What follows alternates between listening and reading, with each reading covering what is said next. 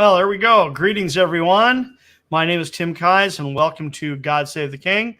And per semi-usual, here's my good friend Michael Parker joining us from the left coast. By the way, in case you guys didn't know, I'm on the East Coast, and Michael is on the West Coast. So we have a lot of fun doing this via, online. Thank God for technology, which allows us to do this. So let's cover a little bit of business first, of course, right away. Things that the disclaimers that we have to make, and let you know how you can find God Save the King on the Truth Be Told radio network.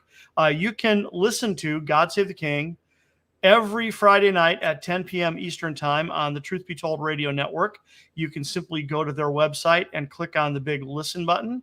But you also have, your Android app, you have MyTuner, Wi-Fi radio, and TuneIn radio. You can listen there. You can also listen, of course, on Alexa, Google, and Apple home devices, as well as being able to dial in on your phone. If you call 641-471-2866 or 717-567-4977, you will be dialed into the Truth Be Told radio network, and you can listen to God Save the King that way.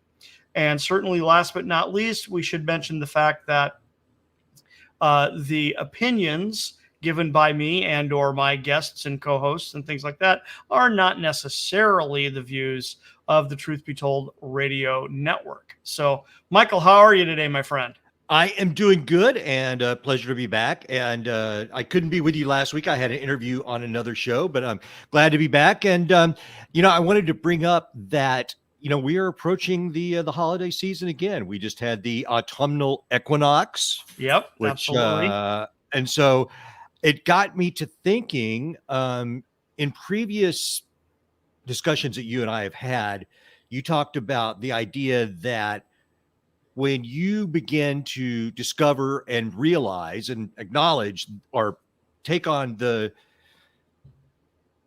understanding that Jesus Christ was not born on December 25th, at that point, I think you said that you used the word mistake. I think that's a little too strong. It's just, you're formalizing what you thought happened. But anyway, you said that you thought at that point you made a mistake, that by changing the date, it wouldn't so much change the story. Yet now we know that it changes it quite a bit. But I guess I would like for you to tell me and the listeners, as you made that understanding, was that a sudden realization? Did it just unfold logically, or how did that happen?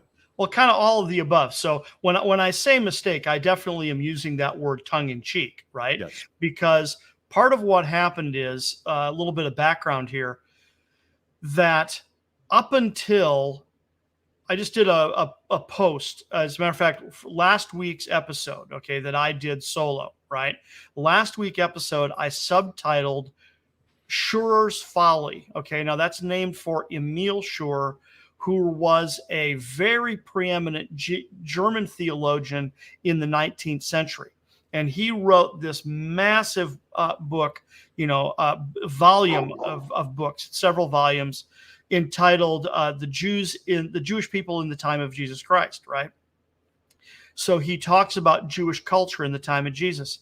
And he looked at the birth of Christ, and one of the things that he said was that he believed that the eclipse that is mentioned by Josephus to date the death of Herod the Great, he believed that that eclipse occurred in 4 BC, and that therefore Jesus had to have been born earlier than 4 BC.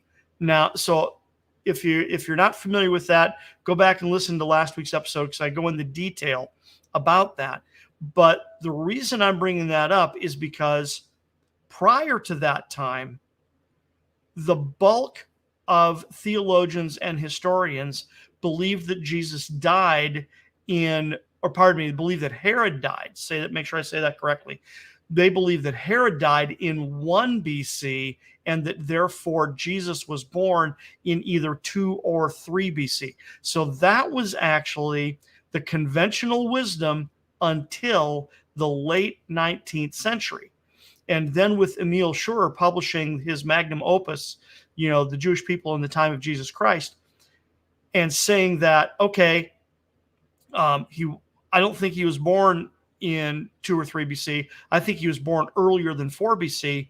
that was accepted almost without argument, and it went on to be cited and in Bible dictionaries and encyclopedias and all kinds of things for about 60 years before anybody gave it a second thought, right? And then it was in the 1960s and 70s that American biblical scholars, and I'm sure others too, started to go, wait a second. Aren't we limiting the scope of our investigation? Because couldn't there have been other eclipses, right? Now, I didn't really mean to go into that much detail about that, but it sets up this point, which is that I was introduced to this theory in the mid 1980s. And at the time, we've talked about this before, the book that introduced me to it was called The Burst of Christ Recalculated by Ernest Martin.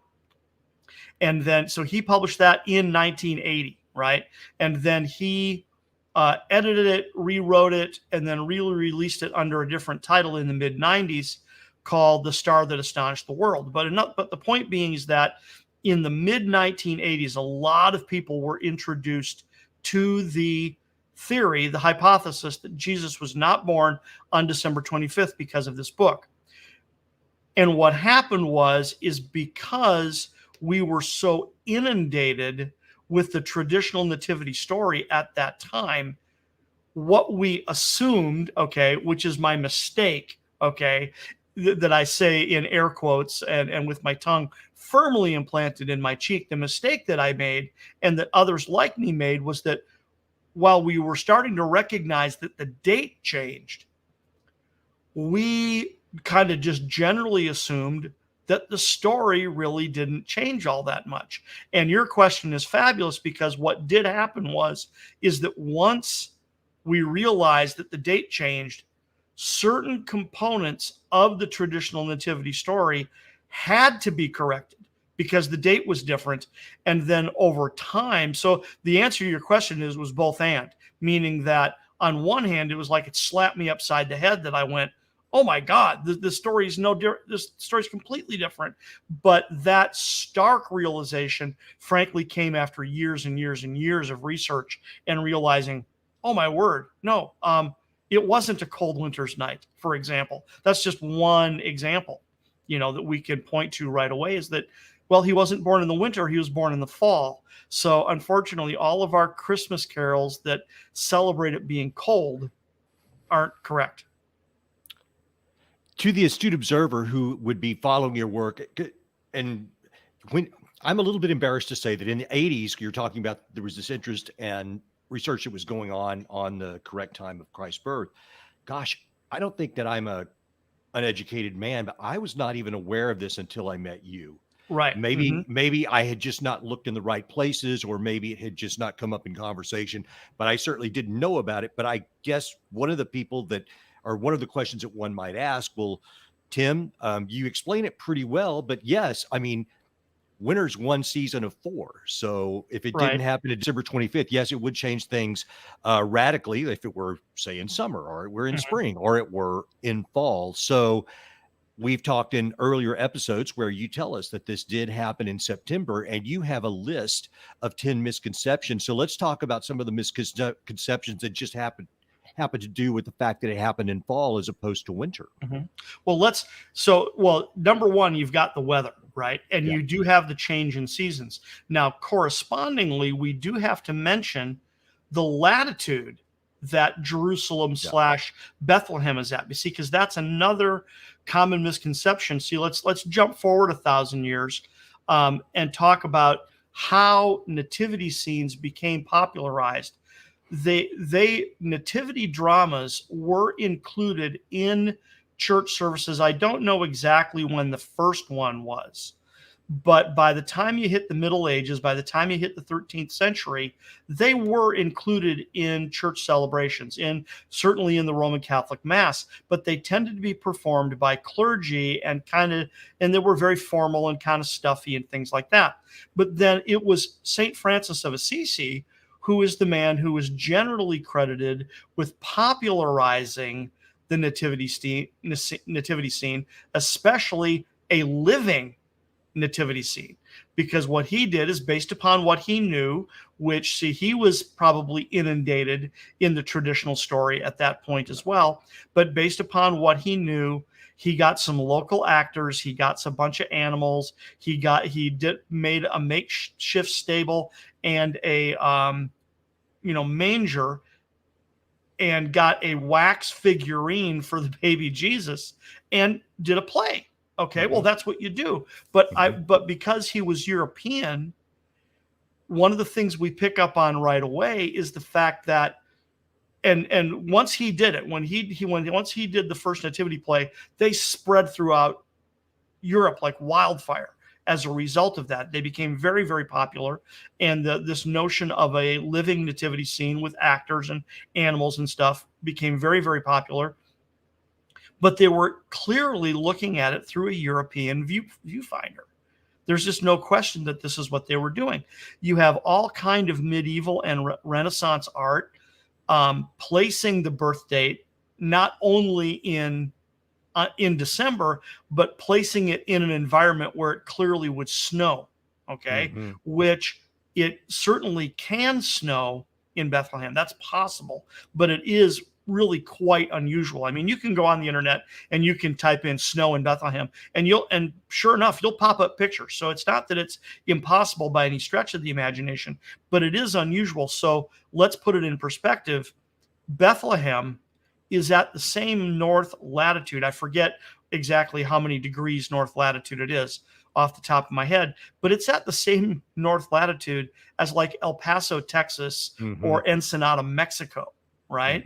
And then similar to like Ensenada, I mean, Bethlehem is only 40 miles, about 35 miles from the Mediterranean Sea, right? So it's not like it's super far inland, and it's also not at great elevation. So at that latitude in September, it's usual. You see, and there you go. So we're taking away from December, right? Because I don't have to disprove that there wasn't snow on the ground anymore because it's not December, right? Right.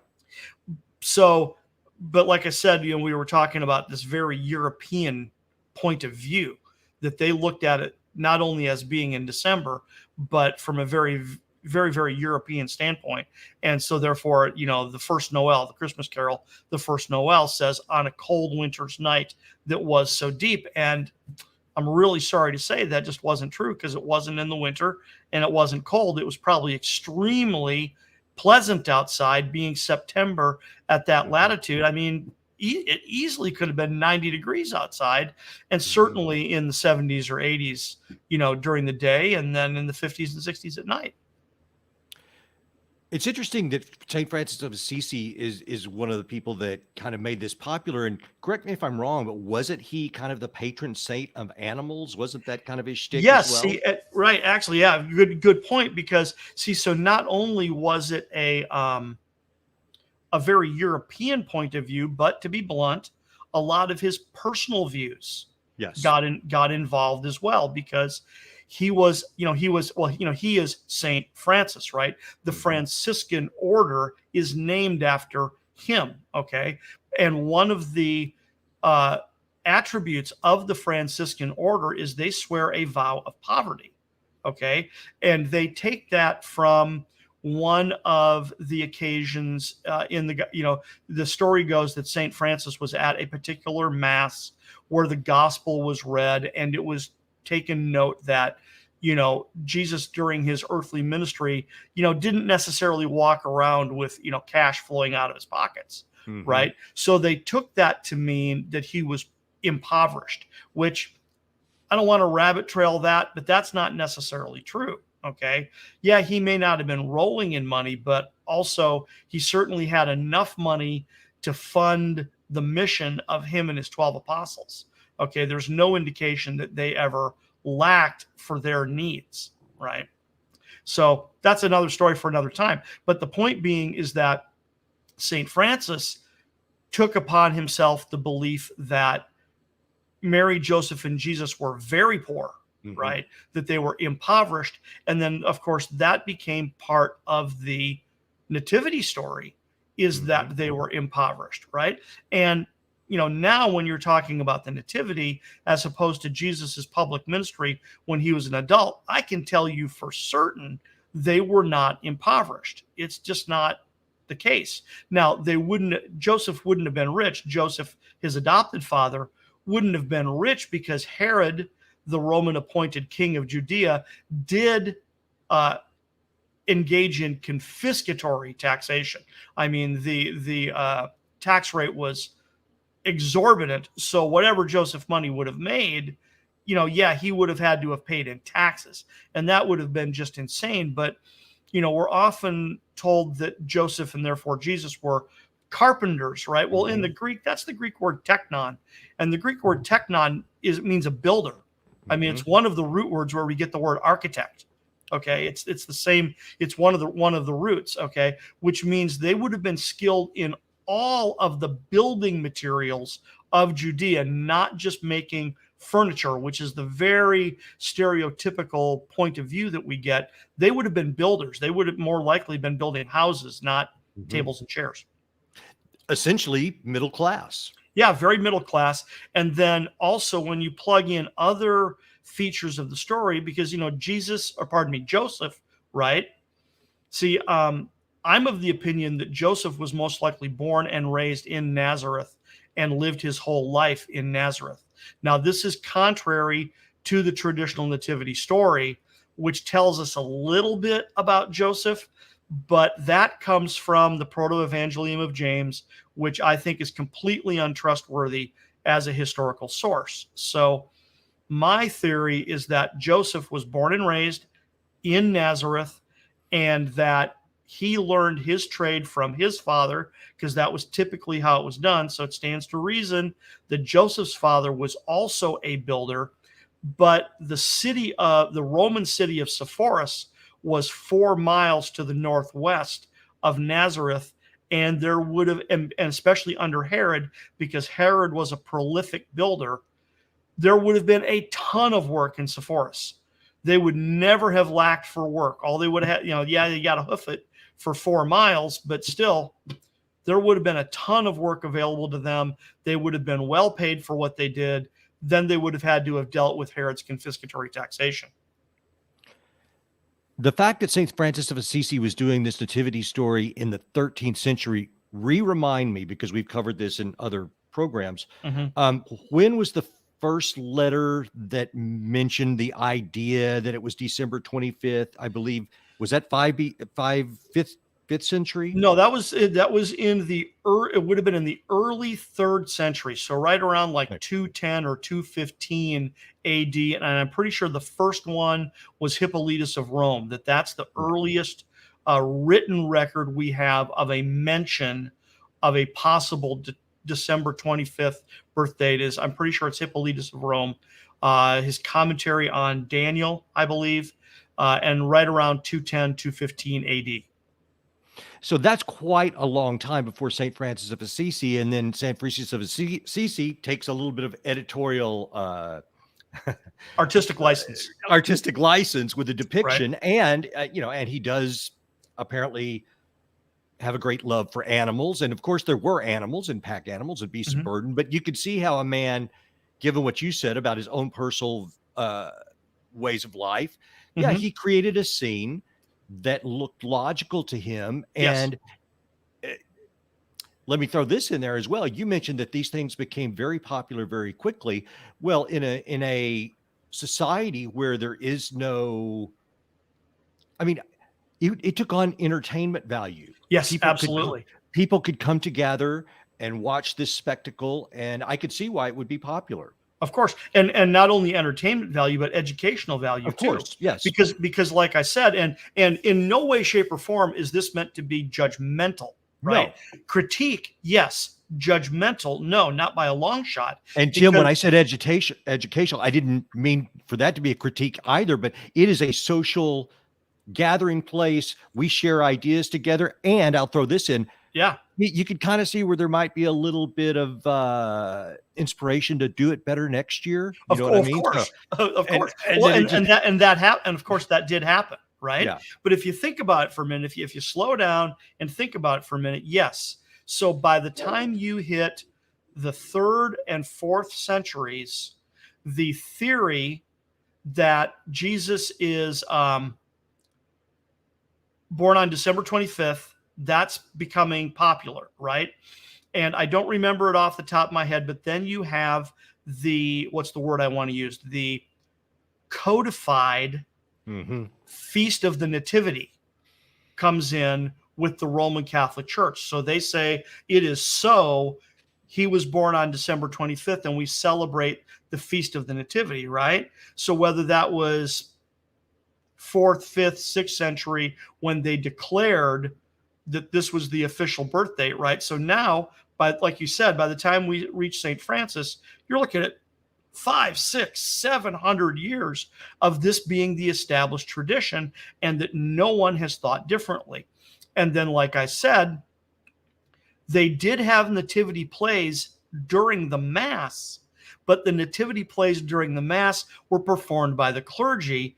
St. Francis started out as a layman, right? He was just a guy. I mean, he served in the military, and then after he got out of the military, he wanted to pursue his life's calling of he believed he was called to preach the gospel, right? Okay, but he didn't go to seminary or anything like that equivalent at the time, right? But then he got permission to preach the gospel, and he and his followers starting preaching the gospel according to their understanding. So that is what we're looking at here, no question about it, that yes, it's based on the idea that Jesus was born on December 25th, which we now know is incorrect. Plus, it was based on the notion that he was born in a cave, which we now also pretty much know is incorrect. But and I can go on a very quick rabbit trail here. The legend about St. Francis, which we don't know if it's completely true, but this was during the time of the Crusades, okay? And he was out of the military, and I'm presuming not a fighting man anymore, but he traveled to the Bible lands during the Crusades. And he did so at a time when the Muslims were in control, and he was granted permission to visit the holy sites by whoever the Muslim overlord of Jerusalem was at the time. And the tradition is that he visited the cave, where Jesus was born, and that therefore he was doing the best he knew how. Right. There's no question about it. But the whole notion of the cave, that goes back to the Proto-Evangelium of James as well, which, as I've already said, and we won't go, well, I mean, we can go there if we want to. I was going to save that for another episode, but in my opinion, the Proto-Evangelium of James is utterly untrustworthy as a historical source, even for the most benign fact that you really can't rely on it for even just super simple stuff. Well, and also to bring it into the 21st century, I mean, just the idea of fact checkers over centuries when you had limited means of communication and recording technology, I mean, you kind of can't blame them for not questioning the official story, because of course, yeah, that was all you had to work with. And right. And that was the point I was going to make about the nativity plays and the fact that they did become popular, because, you pointed this out, and I was just chiming in on it, really, is the fact that, if you went to Sunday Mass and now could see a popular version of the nativity play, well, you didn't challenge that. You assumed that this is how it was done, right? I mean, this was your trusted Christian leadership teaching you what the nativity looked like. So on one hand, you can't blame people for believing that it happened this way when it really was the best information they had available to them. And as I've said so many times and in so many episodes, this is what happens when you do documentary research, is that the narrator at the beginning of every documentary, whether you're talking about, King Arthur or Wyatt Earp or George Washington or, Simon Bolivar, it doesn't matter who you're talking about.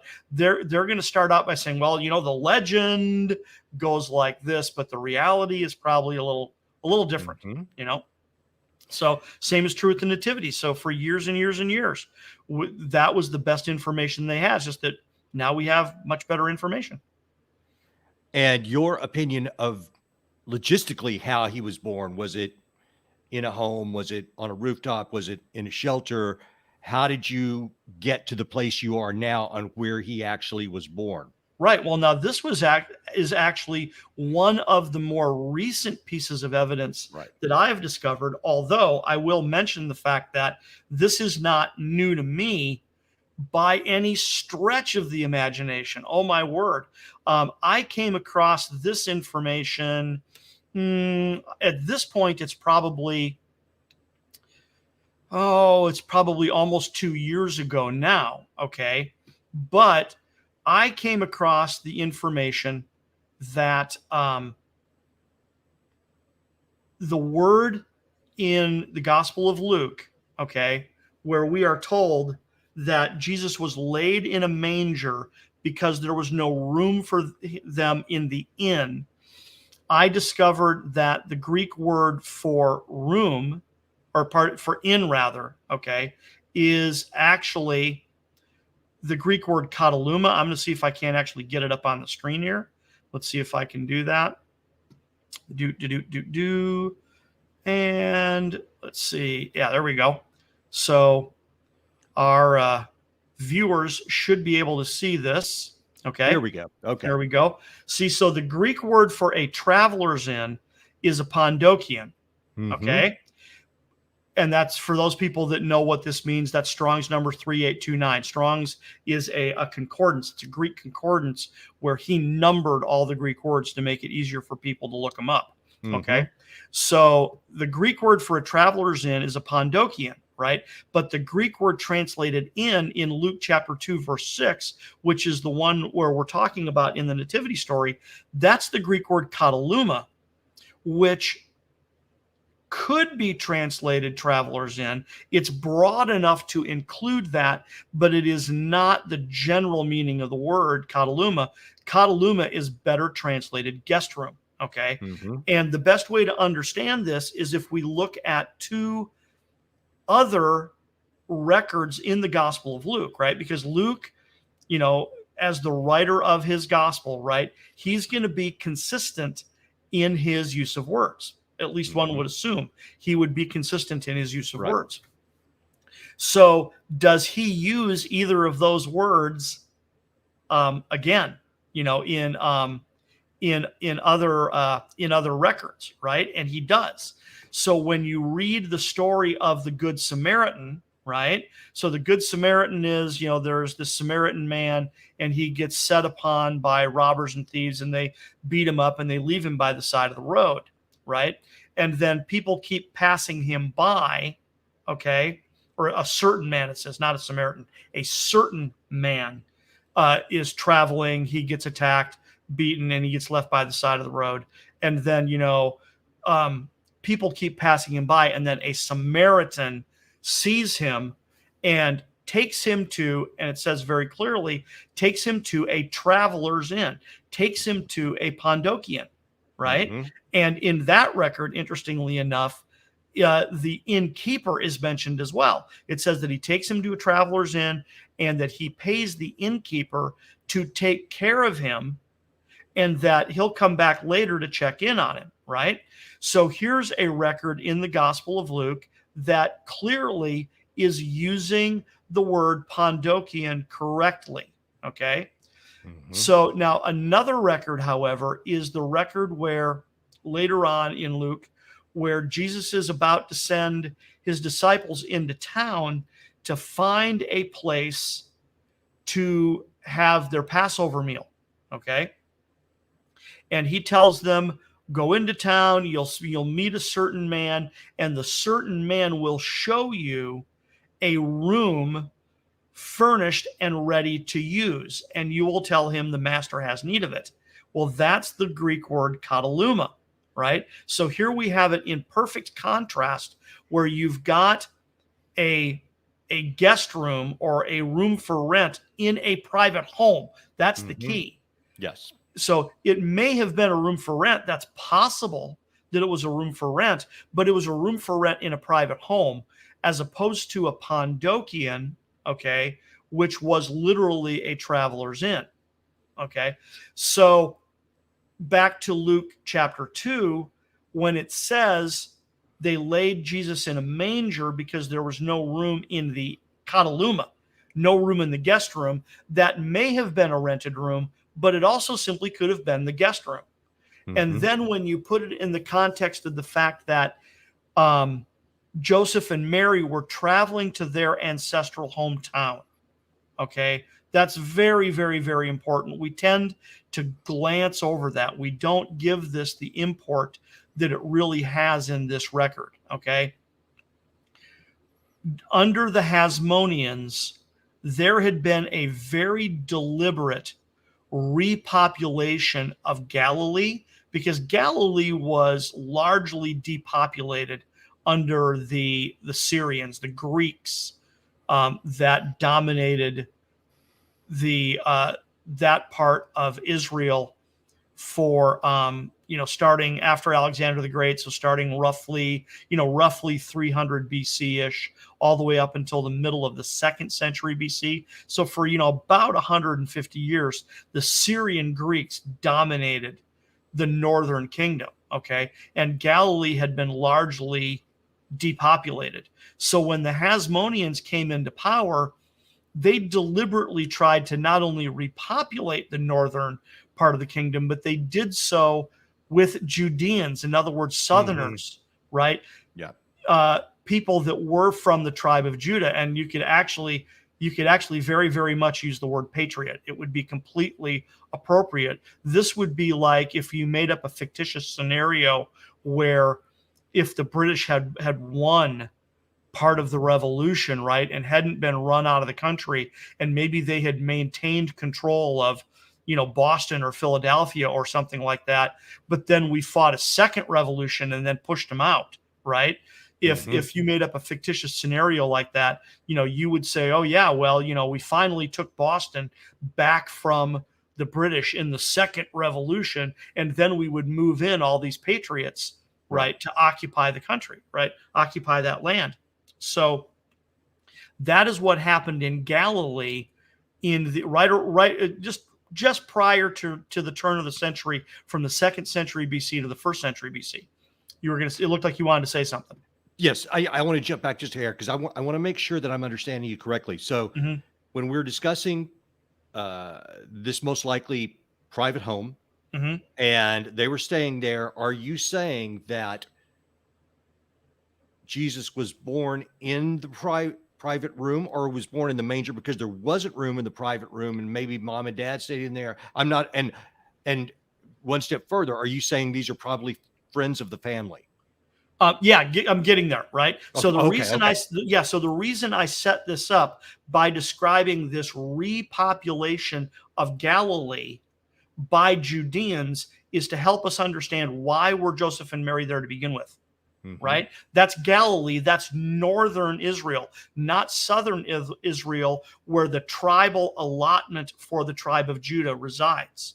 Okay, the tribal allotment for for Nazareth would have been the tribe of Zebulun, if I'm not mistaken. Okay, and so because you go back much, much, much, much earlier, right, to 12th to 14th century BC, when the Jews came out of Egypt and then Joshua led them into the promised land, they had these tribal allotments, right? So the tribal allotment of Galilee was Zebulun. The tribal allotment for Judah was in the south. This is now, 1400 years later, depending upon which dating system you use. But we're finding Judeans. Joseph and Mary were Judeans living in Galilee. Why are there Judeans living in Galilee? Well, it was due to this deliberate attempt to re-Judaize the nation after the Syrian Greeks had defiled the country for so long. So that brings us to, why did they have to travel to Bethlehem to begin with? And we're told that there went out this decree from Augustus Caesar that all the world should be they use the word taxed, right? Which really the better word would be simply be registered. It's not, it wasn't necessarily a taxation. It was really either a census and or a registration. It may not have even really been a census, because what we have come to understand, and what I believe was the case, because the Romans were experts at taxation, and they were experts at taking a census. And they kept really good records, right? Now, there's always the possibility that we just simply can't find the record. That's the way history works. There could be an existing record that we've just never found, right? But the problem is if we go looking for a taxation or a census around that time conducted by the Romans, we can't find one. So we have to kind of expand our search parameters a little bit. And when you come to realize that Augustus Caesar, was going to be given the title Pater Patriae by the Roman Senate in 2 BC, he was going to be recognized as the father of the country. And that would have required that every notable citizen in the Roman provinces and in the client kingdoms would have had to have sworn an oath of allegiance to Augustus Caesar. So therefore, I believe that this is the registration they're talking about, right? And now it really comes together. Now the puzzle really makes sense, because you would never, in a general census, why would you require people to travel? Okay. Now it turns out that is actually what the Romans do, but it does raise a very important question. Why were they required to travel? But if Mary and Joseph were of the house and lineage of David, which you're told they were, right? They are notable citizens. They're royals. They're not just Joe Judean, right? And Judah is the royal tribe, but the house of David is the royal house. And we are told very plainly in Scripture that Joseph, we're told flat out that he is of the house and lineage of David, unquestionably. And then all you have to do is put together a couple little pieces of the puzzle and realize that Mary is of the house of David as well. That would have required them to travel to their ancestral hometown, right? So now, and also you have to ask yourself this question, because I think this is real possible. This is a pilgrimage culture, right? Every able-bodied male was supposed to travel to Jerusalem 3 times a year anyway. Okay. So had Joseph made that trip before? Of course. You would think he had, right? We know Mary did. I mean, when Mary discovers she's pregnant, she runs off to Judea to visit her cousin Elizabeth, quote unquote, right? So it's makes a whole lot of sense that both Mary and Joseph had made this trip before. This was not unusual. They had made this trip before.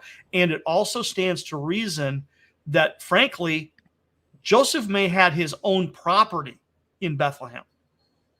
It's very possible. We don't know for sure, but it is very possible that he literally had his own property, because as a landowner from the house of David, I guarantee you he would have been someone that would have had to have made the journey to register. That would have qualified him in every sense of the way. But even if he didn't have his own property, right, they're still going to their ancestral hometown. Do they have relatives? Oh, probably. Of course they do, right?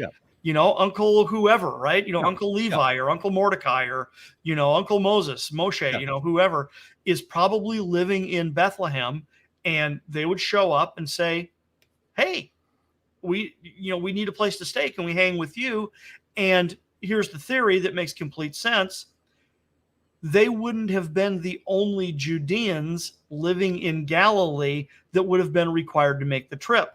And since you tended to travel in numbers and you tended to travel in family groups, it's very possible that 6, 8, 10, 20, 30 people showed up and said, we all need a place to stay. So Mary and Joseph weren't the ones that got the guest room. Somebody else got the guest room, right? Yeah. But now we get to the punchline. Now we put all the pieces together, right? In a traditional Judean home, it would have been a large single room house. And in that single room is where everybody would have slept, and they would have prepared meals, and they ate there and hung out there and stuff like that. And then if you had a little extra money, you might cordon off one end of the large single room and call that the guest room. Or you could have put the guest room on the roof, as you indicated. That was also very popular, because then you could have slept on the roof, and in hot weather that would have been, extremely comfortable, right? But in the style of house where they had the large single room and then the guest room would have been interior, right? If you imagine a large rectangle, that would have been at one end of the room, right? Mm-hmm. So you're talking about a room that might have been 12 to 16 feet wide and maybe 20 to 25 feet long, right? Mm-hmm. So now you cordon off one end of the rectangle for the guest room, but then you would also cordon off the other end of the rectangle, here you go, for the household animals. Because, see, going back to our very European viewfinder for how we look at things, in Europe, they kept the animals in a stable by this time, St. Francis of Assisi. But in Palestine, at the turn of the millennium, you kept your household animals in your house. Wow. You didn't keep your animals in a stable. Only the rich had separate quarters for their animals, because you couldn't afford that, right? So your couple of cows or your few sheep or goats or whatever, you would have a door and you would lead them into a recessed area at one end of this big rectangular room. You would dig down into the earth. You'd make an area that was maybe 3 feet lower. And then at night, you just open the door and you just run the animals right in there. And this kept them safe. It kept them from being stolen. It helped keep the house warm in the winter, if it had been in winter, but just describing why they would keep their household animals in the house. But then it was on this ledge, okay, that is where they would place the feeding trough for the animals, because it made it easy. They would just stand there and lean over the ledge and dip into the feeding trough, and the feeding trough is called a manger. That's the word for it. And mangers, by the way, were made out of stone, not wood. Okay, so let me understand this. If they're digging to make this portion of the area lower, is it just for that particular purpose of allowing the animals to feed on that one? Why was it lower? Well, because they would create an artificial wall, and it would keep the animals contained, because you didn't just want the animals wandering around. Your entire one-room home, right? So you dig down this 3-foot recessed area, run the animals in there. It made a makeshift wall. Maybe you stacked up some stones. I get it. It kept them from moving around. And then out of convenience, instead of putting the manger, the feeding trough, in an area where they can step in it, because anybody who's ever dealt with animals knows that they won't eat where they poop, right? Yep. So instead of putting the feeding trough in the lowered area where they might step in it or defecate in it, now you put the feeding trough on the ledge. It makes it easier for them to get at it. It makes it easier to maintain. So now you have this completely different picture, completely different mind picture. They're not in a stable. They're in a traditional Judean home. It's overcrowded because the whole family's there from Galilee for the registration.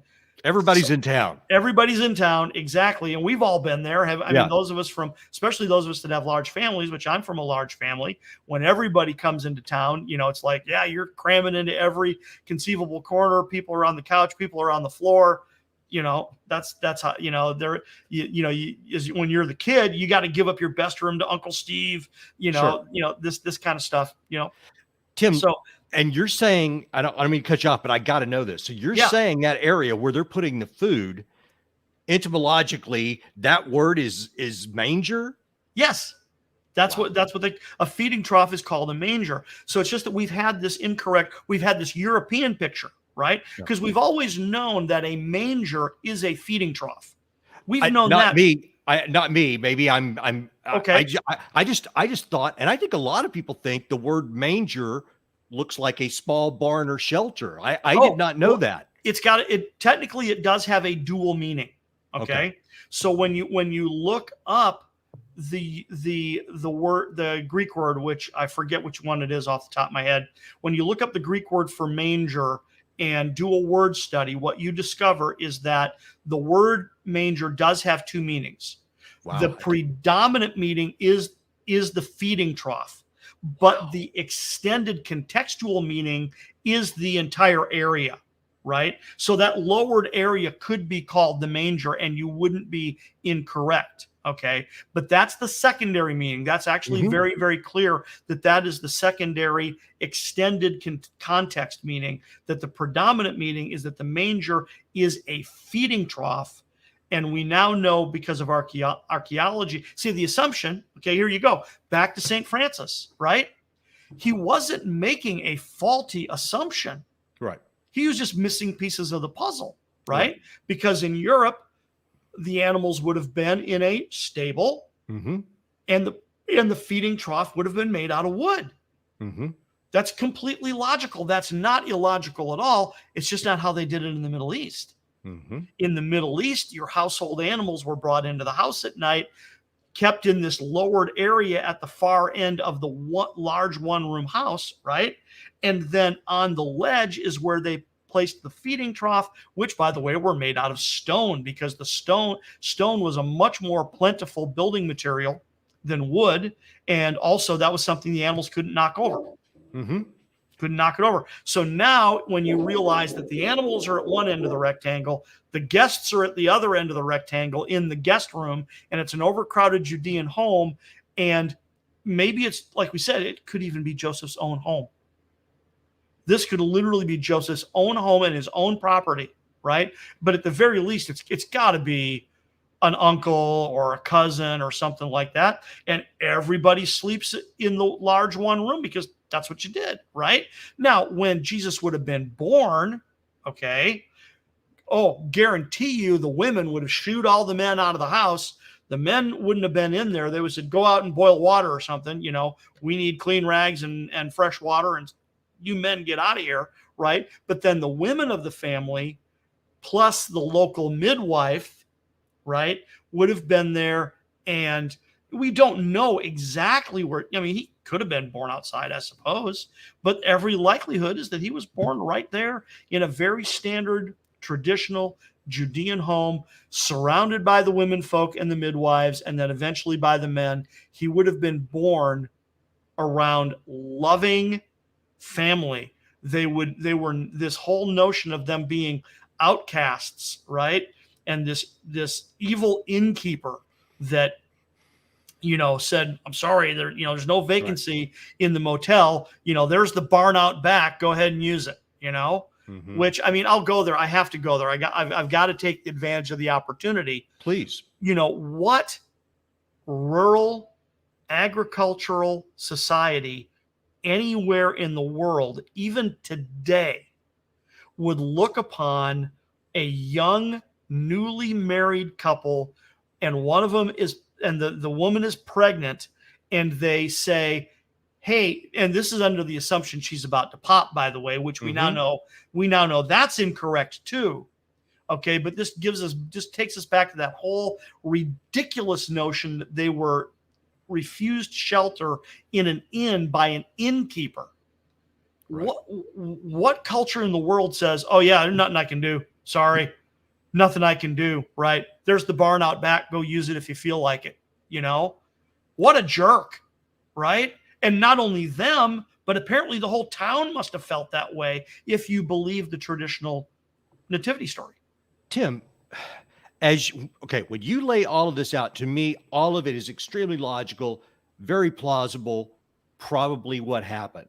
Yet, as a just regular person of reasonable intellect, you're saying, so how would someone think that that could be possible? And actually, the way you lay it out, you're like, yeah, how could that be possible? But all of our lives, me in particular, you know, you've heard this story. I grew up Methodist. I grew up in a Methodist church, and the nativity stories, all of this, you know, there's the people who are atheistic or agnostic and they're not having it. But like for me, even as improbable as some of it might have been, I took it as this story. But when you discuss it in this way, and you're talking about, okay, just for example, how bad a person does this person have to be to turn away a man and wife, and she's possibly in labor or what have you? It is extremely improbable, yet we all kind of took it. Many of us just took We it for did. granted. We I accepted swallowed it. it too. Yeah. I mean, I was born and raised in a you know, a large mainstream denomination, and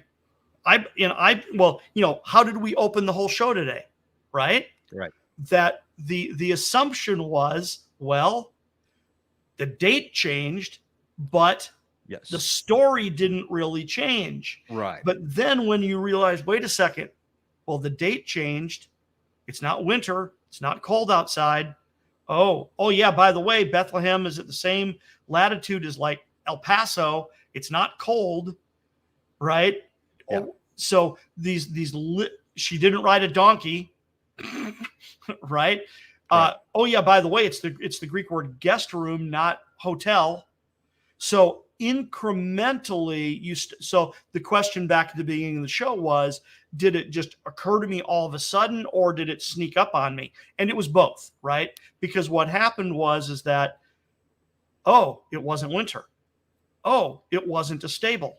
Oh, she didn't ride a donkey. Oh, she wasn't in labor when they arrived. Oh, she didn't give birth the same night.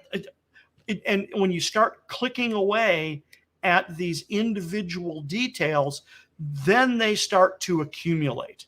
And then eventually you get to a place where you go, oh my God, it's just not the same at all. Tim, So let me there you ask you go. this. Because I remember one time you and I were on a call a couple of years ago, and you were telling me your ideas like about the meaning of the word manger within the context that we just discussed. How many people have or know about this idea? How are there people besides yourself that share this? Sure, of course, sir. I of course have no idea what the percentages are, right? But I mean, I learned about this because I tripped over an author, right, who discussed it in a book, and I went, because I was aware of the distinction, right? I was aware of the Greek that I had looked up on my own. I just did a word study and looked up the Greek and went, oh, well, that isn't the word for a motel. That's what's up, right? So, but then as I investigated further, providentially, I discovered a source that discussed it in detail, and I went, oh my God, he's absolutely correct. And then we're running out of time, so I don't have time to do it in detail. Sure. But, you know, I shared with you just 4 to 6 weeks ago that I discovered that Roman Catholic priest who he discovered this during the Spanish Inquisition.